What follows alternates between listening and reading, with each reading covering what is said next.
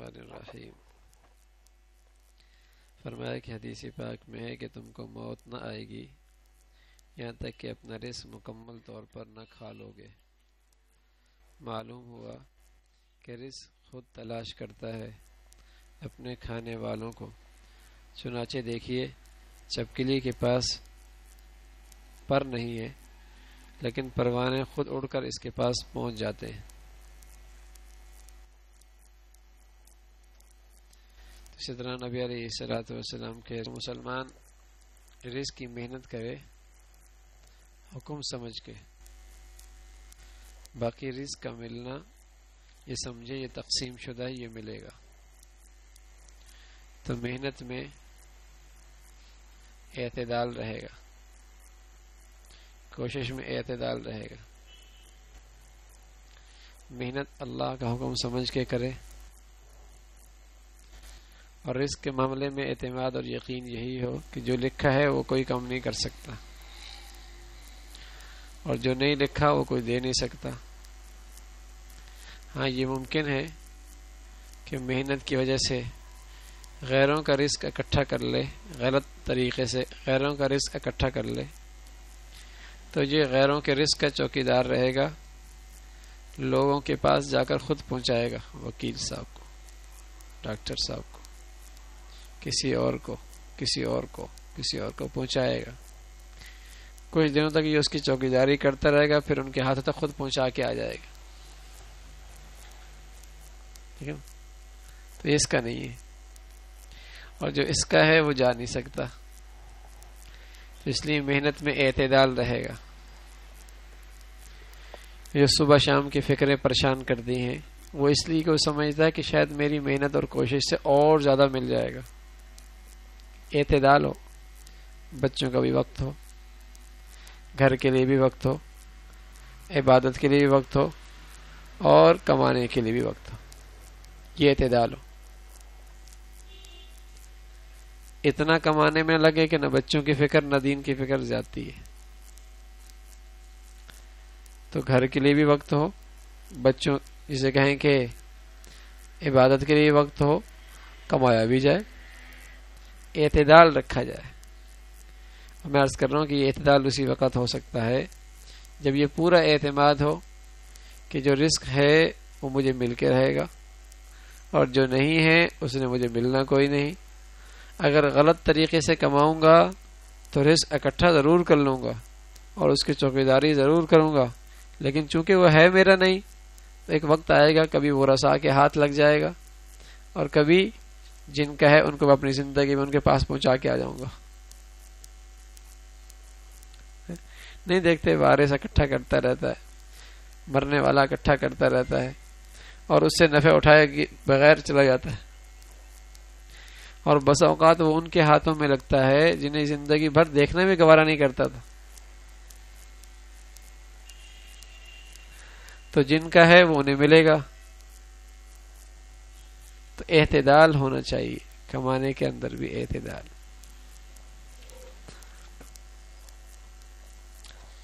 فرمایا ترمذی شریف کی روایت ہے کہ سورہ اخلاص، سورہ فلق، سورہ ناس صبح شام 3 بار پڑھ لیں تو اللہ تعالیٰ سب بلاؤں سے محفوظ رکھتے ہیں۔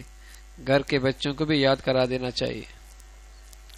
جو طاقت مسنون اعمال کے اندر ہے وہ کسی اور عمل کے اندر نہیں ہے۔ جو طاقت مسنون اعمال کے اندر ہے وہ کسی عمل کے اندر نہیں ہے۔ تو صبح شام کے جو مسنون اعمال ہیں ان کا اہتمام کرنا چاہیے، ٹھیک ہے نا۔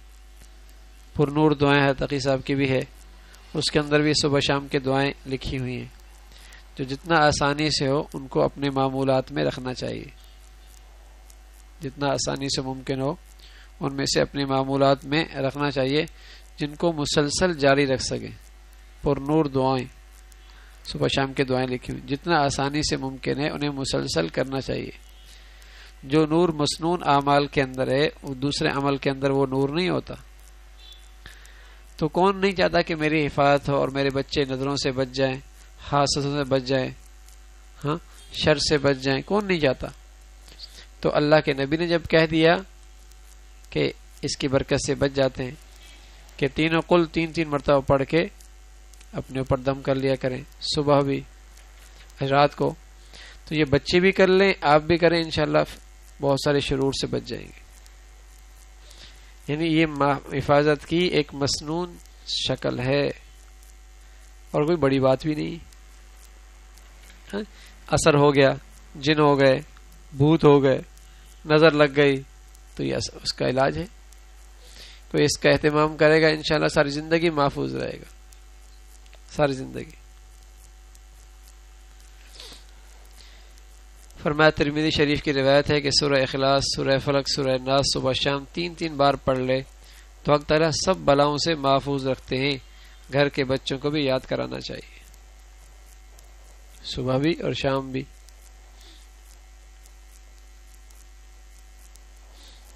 فرمایا جب رزق میں تنگی ہو تو اپنے اعمال پر نظر ڈالیں اور گھر والوں کے اعمال پر نظر ڈالیں.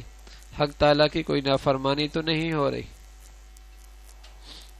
رزق کی تنگی 2 طرح سے ہوتی ہے.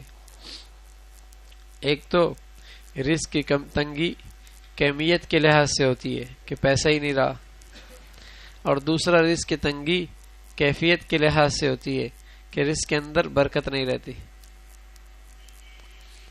آج شاید کیفیت کے اندر تو اتنی تنگی نہ ہو، لیکن کیفیت کے اندر ضرور تنگی ہے کہ برکت نہیں ہے. ٹھیک ہے. جیسے رزق کی بڑھوتری بھی 2 طریقے سے ہوتی ہے. رزق کی بڑھوتری بھی کیسے کہ 1 سے 2، 2 سے 3، اور کبھی یوں تو نہیں ہوتا، رہتا تو ایک ہی ہے، لیکن بڑھوتری کیفیت کے لحاظ سے کہ اللہ اس ایک میں وہ برکت دیتا ہے جو 5 میں بھی نہیں ہو سکتا تھا، وہ اس ایک سے ہو گیا. دیکھو نا بھائی، اس کا علاج ڈسپرین سے ہو گیا، اور دوسرے کو بیماری وہی ہے، اس کے لیے وہ امریکہ چلا گیا تو اس کے لاکھوں لگ گئے. بیماری دونوں کو ایک کی تھی، اس کا وقت بھی کم لگا، پیسہ بھی کم لگا، خواری بھی کم ہوئی، علاج بھی ہو گیا. تو ایسی برکت ہوتی ہے. بڑھوتری کی بھی 2 شکلیں. تو کسی بھی انداز کی اگر تنگی محسوس ہو، کمیت میں یا کیفیت میں، تو اپنے اعمال پہ نظر کی جائے. نبی علیہ الصلوۃ والسلام فرمایا کرتے ان العبد لا يحرم الرزق بذنبه يصيبه، او کما قال علیہ الصلوۃ والسلام. فرمایا جب بندہ گناہ کرتا ہے تو یہ رزق کی برکت سے محروم ہو جاتا ہے. اللہ کا نبی کہہ رہا تو غلط تو ہو ہی نہیں سکتا. جیسے کوئی کہے، ڈاکٹر کہہ دے کہ میاں یہ چیز کھاؤ گے تو صحت کی دولت سے محروم ہو جاؤ گے، یہ چیز کھاؤ گے صحت کی دولت سے محروم ہو جاؤ گے، اور یہاں اللہ کا رسول کہہ رہا. ڈاکٹر سے زیادہ قابل اعتماد ہے نا، حکیم سے زیادہ قابل اعتماد ہے.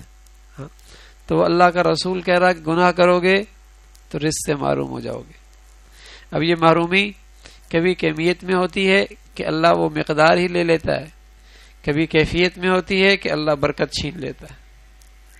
لیکن بھائی ہوتی ضرور ہے، بھائی ہوتی ضرور ہے، اس میں کوئی شک نہیں کہ ہوتی ہے. تو کوئی بھی برکتی رزق میں کمی محسوس ہو اور تنگی آنے لگے تو اپنے اعمال پر، اپنے گھر والوں کے اعمال پر نظر رکھی جائے. تو اللہ رب العزت اس کی برکت سے ختم. دیکھو نا، کاروبار خراب ہو جائے تو کتنے مشورے کرتے ہیں اور کتنی رائے لیتے ہیں کاروباریوں سے. کیا مسئلہ ہو رہا ہے آج کل، بڑے مسائل ہیں. لیکن بدقسمتی سے دل کا ایسا اندھا پن ہے کہ کوئی ایک بھی یہ نہیں کہتا کہ میاں ذرا اعمال بھی تو دیکھ لو. بلکہ اگر اعمال کی طرف توجہ بھی دلائی جائے تو کہتے بھائی میں نے تو کسی پہ ظلم نہیں کیا، میں نے تو کسی کا مال نہیں لیا، میں تو کبھی جھوٹ نہیں بولا. کیا مطلب؟ جو اس کے گھر میں بے نمازی ہیں اور موسیقی کی آوازیں ہیں اور عریانیت ہے اور بے پردگی ہے اور صبح شام ٹی وی ہے اور غیر محرموں کی تصویریں ہیں، اس کی نظروں میں یہ کوئی گناہ ہی نہیں، اس کی نظروں میں یہ کوئی گناہ نہیں. اور میرے عزیزو، گناہ بہت بڑا ہو اور کرنے والا اسے بہت بڑا سمجھے تو وہ گناہ بہت چھوٹا ہو جاتا ہے، اور گناہ چھوٹا ہو اور گناہ کرنے والا کسی گناہ کو ہلکا سمجھے تو حقیقت میں وہ گناہ بہت بڑا ہو جاتا ہے. آگ بہت بڑی ہے اور دیکھنے والا بھی دیکھ رہا ہے کہ بہت بڑی آگ ہے، تو کیا ہوگا یہ بہت بڑی آگ سے اتنا نقصان نہیں ہوگا، اس لیے کہ فکر مند ہو گیا تو پانی ڈال کے اسے بجھا لے گا. اور آگ ایک چنگاری ہے اور دیکھ رہا چھوٹی ہے اور یہ بھی اس کو معمولی سمجھ رہا، اس سے پورا گھر جل جائے گا. ایسا ہوتا ہے، بہت بڑی آگ ہے لیکن دیکھنے والا اسے بہت بڑی سمجھ رہا، فکر مند ہو جائے گا نا، اسے بجھا لے گا، اپنا سامان ہٹا لے گا. بڑی آگ لگی، ہاں، اس سے اتنا نقصان نہیں ہوگا جتنا اس چھوٹی آگ سے جس کو دیکھنے والا بھی چھوٹی سمجھ رہا، ہاں، لیکن اس سے پھر جو آگ بھڑکے گی، ہاں، اور اس چنگاری سے پورا گھر جل جائے گا. تو وہ گناہ بڑا گناہ نہیں جسے کرنے والا بڑا سمجھ لے اور ندامت ہو جائے.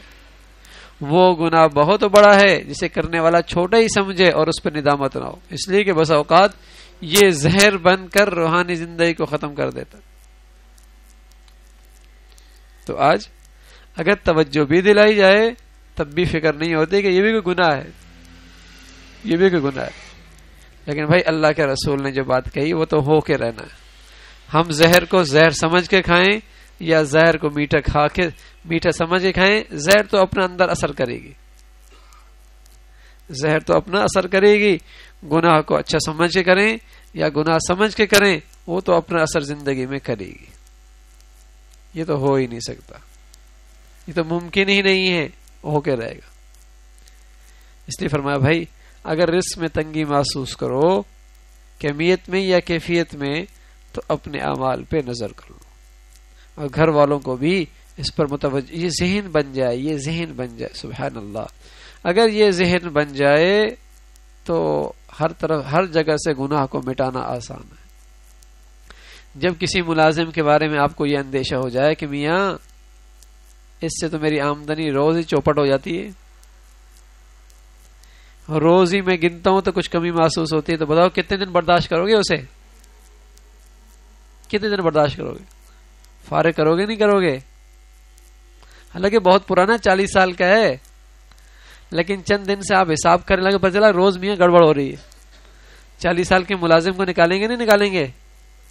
ہاں، کیوں؟ اس لیے کہ میاں یہ تو روز ہی چوپٹ ہو رہا ہے کاروبار. تو میرے عزیزو اگر یہ بات دل میں آ جائے کہ گناہوں سے بھی کاروبار چوپٹ ہوتا ہے، رزق ختم ہوتی ہے، تو 40 سال کا لگی گناہوں کی عادت وہ بھی ختم ہو سکتی ہے. بات اندر کی ہے. ملازم کی خیانت نظر آ رہی، گناہوں کا نقصان نظر نہیں آ رہا. فرق یہ ہے، حالانکہ اس کا تعلق ایمان سے تھا. پرانا ملازم 50 سال کا، لیکن چند دن آپ نے پیسے گنے اور نظر آیا گڑبڑ کر رہا ہے، یہ فارغ کر دیں. کیونکہ امیر رکھ لو یار، کہ آپ کیا رکھنا ہے، اس پر تو اعتماد ہی ختم ہو گیا. ارے 50 سال کا، ارے یہ 50 سال پتہ نہیں تھا نا، پتہ نہیں تھا.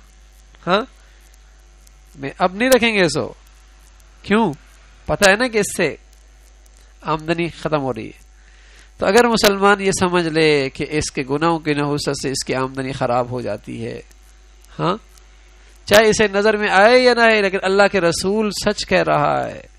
یہ غلط دیکھ رہا ہے کہ آمدنی بڑھ رہی، لیکن اللہ کا رسول سچ کہہ رہا ہے. تو یقین کر لے کہ آمدنی آ تو گئی، جائے گی کہیں اور، ہے کسی اور کی، یہ اس کی نہیں ہے. برکت نہیں ہے اس میں. اگر یوں آ جائے تو 40 سال 50 سال کا لگا گناہ بھی چھوٹ سکتا ہے، گھروں سے نکل سکتے ہیں گناہ. اگر کوئی ملازم ڈرائیور ہو اور ہماری عزت کے لیے خطرہ بن جائے، آبرو کے لیے ختم رکھے، کوئی غیرت مند آدمی تو نہیں رکھے گا. ہاں، کیوں بھائی؟ خطرہ ہے اس سے. ہاں، تو گناہ سے جہاں سب کچھ خطرہ پڑ رہا ہے. آپ بتائیے کوئی چوکیدار ہو اور جو میاں بیوی میں لڑائی کرا دیتا ہو، کتنے دن کوئی برداشت کرے گا؟ کوئی نہیں برداشت کرتا. ارے اسی کی وجہ سے تو لڑائی ہو رہی ہے، فارغ کر دیں گے. اور اللہ کا رسول کہہ رہا جہاں گناہ ہوگا وہاں محبتیں ختم ہو جائیں گی، وہاں محبتیں آپس میں ختم ہو جائیں گی، آپس کا پیار ختم ہو جائے گا. لیکن بات اپنے مشاہدے سے زیادہ اپنے نبی کی بات پر اعتماد کرنے کا.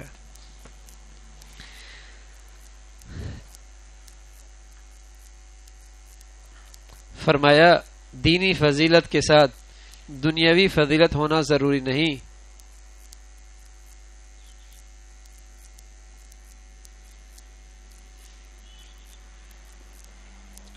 بھائی کسی کو اللہ دینی فضیلت دے دے، ضروری نہیں کہ دنیا کے اندر بھی اس کے پاس بہت کچھ ہو، یہ ضروری نہیں، یہ ضروری نہیں.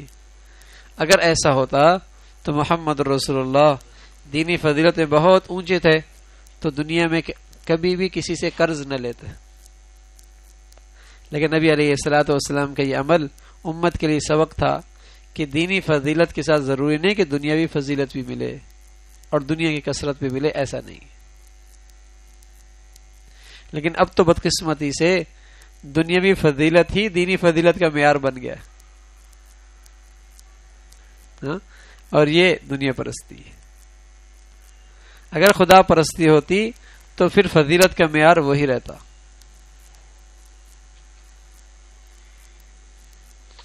فرمایا کھانے کے وقت جن باتوں کا تذکرہ نہ کیا جائے ان کی فہرست یہ ہے. کھانے کے وقت جن باتوں کا تذکرہ نہ کیا جائے ان کی فہرست یہ ہے. نمبر 1، کھانے کے وقت بیماری کا ذکر نہ کیا جائے. خوشی خوشی کھانا کھانا چاہیے اور خوشی کے ماحول میں کھانا چاہیے تاکہ وہ طبیعت پہ اچھا اثر ڈالے. اگر آپ پریشانی کی حالت میں اور بے دلی کی حالت میں آپ کھانا کھائیں گے ڈاکٹر صاحب تو وہ کھانا معدے کا بوجھ بن جائے گا، معدے کا بوجھ بن جائے گا. ٹھیک ہے. ہاں اگر آپ کی طبیعت خوش ہوگی اور کھانا کھا رہے ہیں دوستوں میں تو وہ کھانا ایسا لگے گا آپ نے کھانا کھایا اور ساتھ ساتھ ہضم بھی ہو گیا. تو اس لیے آپ علیہ الصلوۃ والسلام اس بات کو پسند فرماتے کہ کھانے کے وقت ماحول اچھا ماحول ہو تاکہ وہ جسم کو لگ جائے. نمبر 1، بیماری کا ذکر نہ ہو. نمبر 2، موت کا ذکر ابھی نہیں، بیماری کا ذکر نہیں، موت کا ذکر نہیں. کسی فکر اور تشویش کی بات نہ ہو. ہاں کوئی فکر اور تشویش کی بات کھانے کے درمیان نہ ہو. علمی دقیق باتیں، علم کی ایسی باتیں کہ جس میں دماغ لگانا پڑے. ایک تو مسئلہ کوئی سرسری پوچھ لیا وہ تو ٹھیک ہے، لیکن دقیق باتیں جس میں دماغ لگانا پڑے وہ بھی نہیں. ہمارے لیے بڑا مسئلہ ہوتا ہے، کھانے میں گئے بیٹھ جائیں تو ایسے مشکل سوال ہوتے ہیں کہ آدمی اسی کو گھوم جاتا ہے. اس لیے کوشش کرتا ہوں بھائی اب یہ سوال نہ کرو. نمبر 5، کھاتے وقت جب لوگ کھا رہے ہوں تو سلام نہ کریں. نمبر 6، کھانے میں عیب نہ نکالے. اچھا لگے تو کھا لے، نہ اچھا لگے تو چھوڑ دیں. بظاہر یہ بات چھوٹی ہیں لیکن یہ سب پیارے نبی کی زندگی سے ثابت ہے. اور نبی سے بڑھ کر حکیم کون ہو سکتا ہے؟ نبی سے بڑھ کر حکیم کو، بلکہ نبی سے بڑھ کر انسانی زندگی اور کوئی خوبصورت ہو ہی نہیں سکتی. اگر آج گہری نظر سے اگر ڈاکٹروں کو دیکھا جائے نا تو پتہ چلے گا کہ بہت ساری بیماریاں یہ ہیں کہ کھانا ان کے جسم کو لگتا ہی نہیں، بلکہ کھانے میں بیٹھتے ہیں اور ساتھ اگر بیوی بھی بیٹھ جائے بچے بھی بیٹھ جائے اوہو جسم ویسے ہی گرم ہو جاتا ہے، دماغ ویسے ہی گرم رہتا ہے. تو کیا کھانا ہضم ہو؟ حالانکہ وہاں تو ماحول ایسا ہو، خوشی کا ماحول ہو، خوشی کا ملو. آپ خود دیکھیں جب دوستوں میں آپ کھانا کھاتے ہیں کتنی جلدی ہضم ہو جاتا ہے. اور وہی کھانا، حالانکہ گھر کے لوگ زیادہ دوست ہونے چاہیے تھے، گھر کے لوگ زیادہ دوست ہونے چاہیے تھے، اور گھر کی زندگی جس خاتون کی ہوتی ہے اس سے زیادہ محبت ہونی چاہیے تھی. ٹھیک ہے نا، کہ دیکھتی ہی اطمینان آتا اور خوشی ہوتی تو پھر کیا ہوتا، کھانا ہضم ہوتے. اس لیے میں کیا کرتا ہوں، باہر بیماریاں نہیں لگتی، بیماریاں آج گھروں سے لگ رہی ہیں. فضا سے اور موسم سے بیماری نہیں لگ رہی، آج انسان کو انسانوں سے بیماری لگ رہی، آج انسان کو انسانوں سے بیماری لگ رہی، ایک دوسرے کے لیے بیماری کا باعث بن رہے ہیں. آج کہیں سکون ہی نہیں ہے، ٹھہراؤ ہی نہیں ہے، چین ہی نہیں. اللہ فرمایا صحت اور تقوی کی نعمت حاصل ہو تو یہ مالداری سے بھی افضل ہے. صحت ہو اور تقوی ہو تو یہ دولت سے بھی افضل ہے. کسی کے پاس دولت نہیں، دولت بہت صحت نہ ہو تو کیا ہوگا؟ یہ دولت حسرت بنے گی نہیں بنے گی؟ بہت حسرت بنے گی. دولت نہیں ہے، صحت ہے، انشاءاللہ گزارا کر لے گا. اور صحت کا تقوی بھی ہے تو نور علی نور، مزے آ گئے اس کے. لیکن آج کیا کرتے ہیں؟ دولت کمانے کے لیے صحت بھی برباد کرتے ہیں، تقوی بھی برباد کرتے ہیں. کتنی حماقت ہے، عجیب بات ہے. دولت کمانے کے لیے تقوی بھی برباد کرتے ہیں، صحت بھی برباد کرتے ہیں. حالانکہ صحت اور تقوی دونوں دولت سے زیادہ قیمتی ہیں. لیکن آج دونوں یہ چیزیں مال کی وجہ سے برباد ہوتی ہیں. مالداری، نہ صحت نہ تقوی. ارے میں کچھ تو دماغ کو سکون دو. کاروبار کاروبار 24 گھنٹے اسی کی فکر، گھر میں باہر میں بچوں میں، اور کوئی ہے ہی نہیں. صحت کا خیال رکھو، کھانا بھی ہے، پینا بھی ہے، ورزش بھی کرو، کچھ آرام بھی کرو. تو دولت کمانا ہی زندگی بن گئی، اسی کا نام زندگی. اور یہ کماتے کماتے دنیا سے چلے جائے، اسے صحیح طور پہ استعمال بھی نہیں کر سکتے اپنی صحت کے لیے. عجیب بات ہے نا. اب یقین جانے میں ایک آدمی شاید وہ کروڑ پتی ہوں گے، تو بہت بڑی بلڈنگ، بہت بڑی بلڈنگ، تقریباً میں پونا گھنٹہ تو اس کے اندر گھومتا رہا، مکمل نہیں ہوئی تھی. تو جب وہ ایک بھائی مجھے لے گیا، دوسرا بھائی برگر کھا رہا دوپہر کے ٹائم، کھانا برگر چلتے چلتے. میں نے کہا اس سے ہم اچھے ہیں یار، آرام سے مزے سے کھانا کھاتے ہیں. اب وہ بیچارہ دوپہر کے کھانے میں کیا برگر کھا رہا ہے، وہ بھی چلتے چلتے. یعنی اسے کھانا بھی نصیب نہیں ہے، کھانا بھی نصیب نہیں ہے. دیکھنے والا تو کہے گا یار کتنے مزے ہیں اس کے، کتنا مالدار ہے. لیکن کسی کو کیا پتا یہ سب اس کی چوکیداری کر رہا ہے بیچارہ، چلا جائے گا، کچھ نہیں ملے گا اسے. اس کے نصیب میں تو برگر ہی ہے. تو دولت کمانے کے لیے ہم اپنی صحت بھی خراب کرتے ہیں، اور تقوی تو ویسے ہی خراب ہوتا ہے. نہ حلال حرام کی تمیز، نہ نماز کی فکر، نہ سچائی، امانت، دیانتداری. تقوی برباد کرتے ہیں. تو مال اپنی ذات میں کمانا برا نہیں ہے، لیکن اس کو کمانے میں اس طریقے سے لگنا کہ اپنا قیمتی زندگی، اپنی قیمتی دولت ضائع کرنا، یہ بڑی حماقت کی بات ہے. تقوی، صحت، ان دونوں کا خیال رکھنا چاہیے.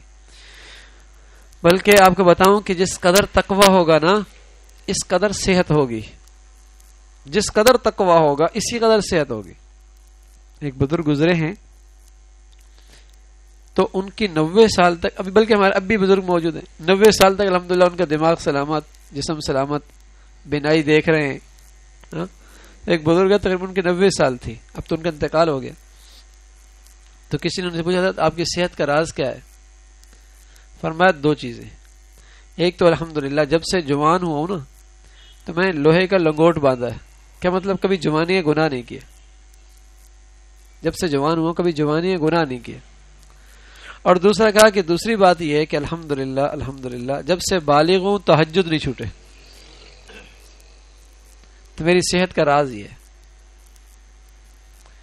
2 چیزوں میں بڑی صحت ہے، ایک تہجد میں، دوسرا دوپہر کے سونے میں، قیلولہ، چاہے وہ آدھا گھنٹہ ہی کیوں نہ ہو، 15 منٹ ہی کیوں نہ ہو. ایک تہجد میں اور دوسرا قیلولہ میں. ان دونوں میں بڑی صحت ہے. ٹھیک ہے.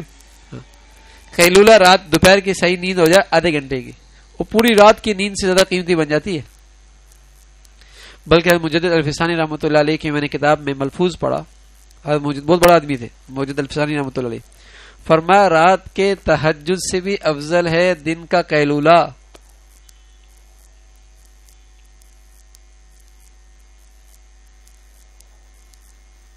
پندرہ 20 منٹ کیوں نہ ہو. ٹھیک ہے نا. حضرت نے لکھا یہ پورے جسم کو راحت. صحت بچانا بھی تو عبادت ہے بھائی، صحت کی حفاظت بھی تو عبادت ہے. تو ہم کیا کر رہے ہیں؟ صحت قربان بھی کرو تو کوئی دین کے لیے کرو بھائی، اللہ کے بندو. کرتے ہیں تو دولت کے لیے، دکانداری کے لیے. دنیا کے لیے یہ بڑے گھاٹے کا سودا ہے. یہ بڑے گھاٹے کا سودا ہے. ہاں دنیا کے دین کے لیے زندگی لگ رہی ہے تو سمجھ میں آتی ہے, زندگیاں قربان ہو رہی تو سمجھ میں آتی ہے, لیکن دنیا کے لیے زندگی قربان کرنا سمجھ میں نہیں آتا. اس لیے فرمایا صحت اور تقوی کی نعمت حاصل ہو تو یہ مالداری سے بھی افضل ہے. صحت لمن اتقى خیر من الغنى.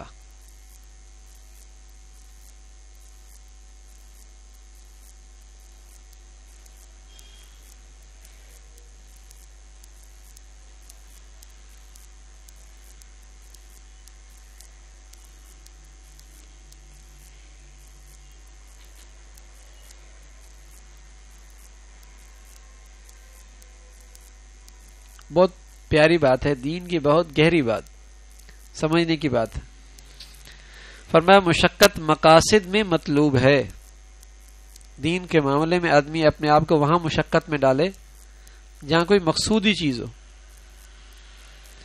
مگر ذرائع اور وسائل میں اپنے آپ کو مشقت میں ڈالنا یہ پسندیدہ نہیں ہے. کیا مطلب؟ نماز مقصود ہے نا, اس میں مشقت ہو جائے برداشت کرے. حج مقصد ہے, مشقت ہو جائے برداشت کرے.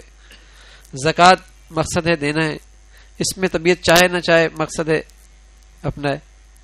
لیکن ذرائع اور وسائل ان کے اندر اپنے آپ کو خواہ مخواہ میں مشقت میں ڈالنا یہ صحیح نہیں. مثلا سائے میں ہوتے ہوئے دھوپ میں وضو اس لیے کر رہا ہے کہ ثواب زیادہ ملے گا. سایہ موجود ہے, سایہ موجود ہے, کہ میں دھوپ میں وضو کرتا ہوں ثواب زیادہ ملے گا.